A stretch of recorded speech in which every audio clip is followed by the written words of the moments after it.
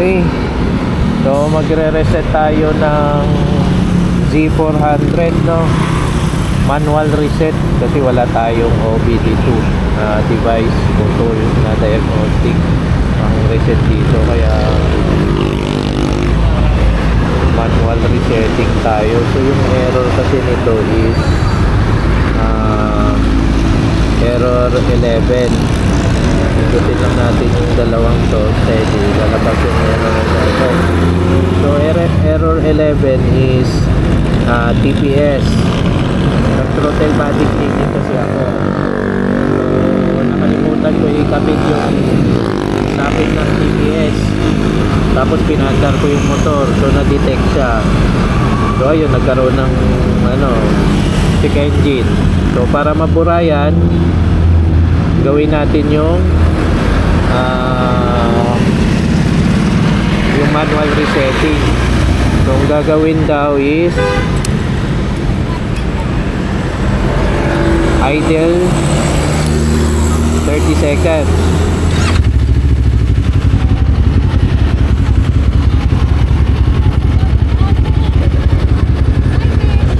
Seconds, no?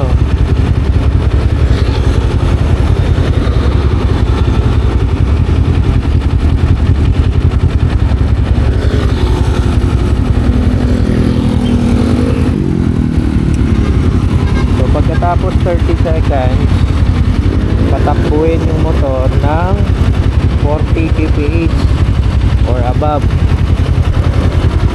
So ang sinasabi dito 5 minutes, sa iba 10 minutes. So gawin natin yung 10 minutes. Tatlong cycle daw ito, paulit-ulit. So yung pangapat doon na dapat mawawala to. So 38 naka na. So pwede na tayo dumiretso, no?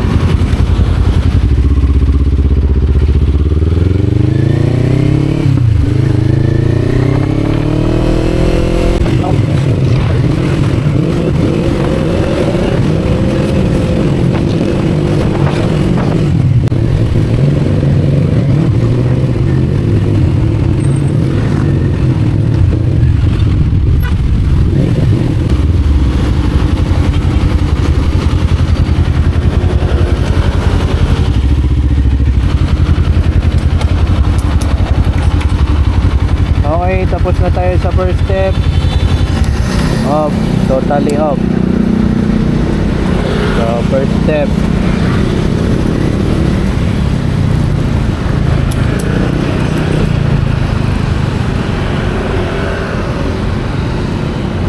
yun, no? So ulit tayo, second step, idle for 30 seconds.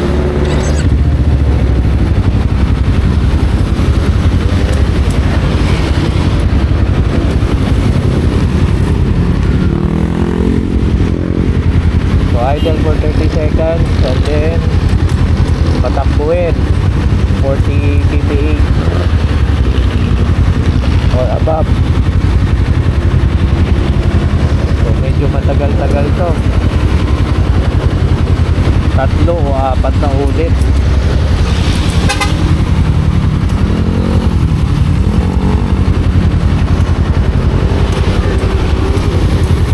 Okay, diretso, go na tayo.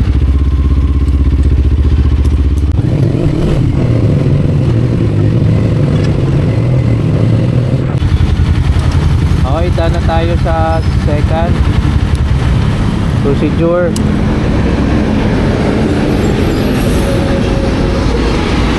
So third procedure na tayo. Third procedure. So 30 seconds ulit.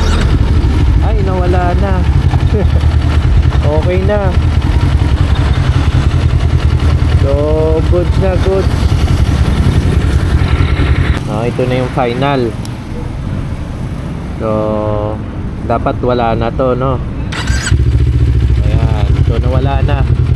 So na-erase na yung error code.